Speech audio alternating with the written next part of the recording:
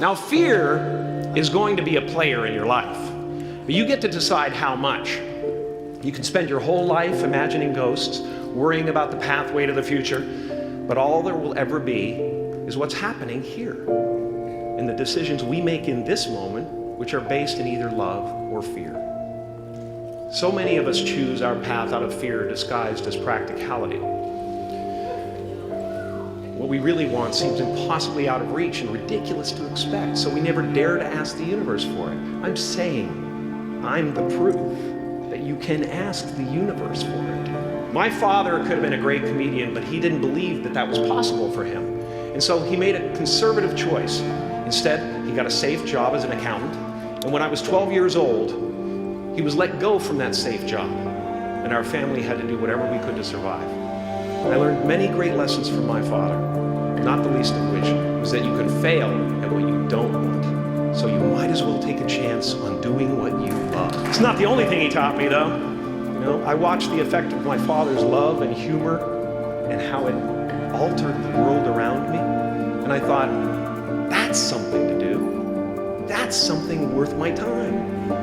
It wasn't long before I started acting up. You know, people would come over to the house and they'd be greeted by a 7-year-old throwing himself down a large flight of stairs. I treated my talent as if it was his second chance. When I was about 28, after a decade as a professional comedian, I realized one night in LA that the purpose of my life had always been to free people from concern, just like my dad. And when I realized this, I dubbed my new devotion the Church of Freedom from Concern. And I dedicated myself to that ministry. What's yours? How will you serve the world? What do they need that your talent can provide? That's all you have to figure out. As someone who's done what you're about to go and do, I can tell you from experience, the effect you have on others is the most valuable currency there is. Because everything you gain in life will rot and fall apart, and all that will be left of you is what was in your heart. My choosing to free people, from concern got me to the top of a mountain. Look where I am. Look what I get to do. Everywhere I go. I'm going to get emotional because when I tap into this, it really is extraordinary to me. I did something that made people present their best selves to me wherever I go. I am at the top of the mountain, and I was, and the only one I hadn't freed was myself, and that's when my search for identity deepened. I wondered who I'd be without my fame. Who would I be if I said things that people didn't want to hear? Or if I defied their expectations of me?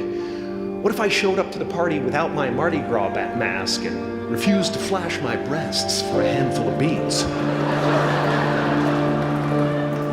I'll give you a moment to wipe that image out of your mind. But you guys are so ahead of the game. You already know who you are. And that peace that we're after lies somewhere beyond personality, beyond the perception of others, beyond invention and disguise, even beyond effort itself. You can join the game, fight the wars, play with form all you want, but to find real peace, you have to let the armor go. Your need for acceptance can make you invisible in this world. Don't let anything stand in the way of the light that shines through this form. Risk being seen in all of your glory.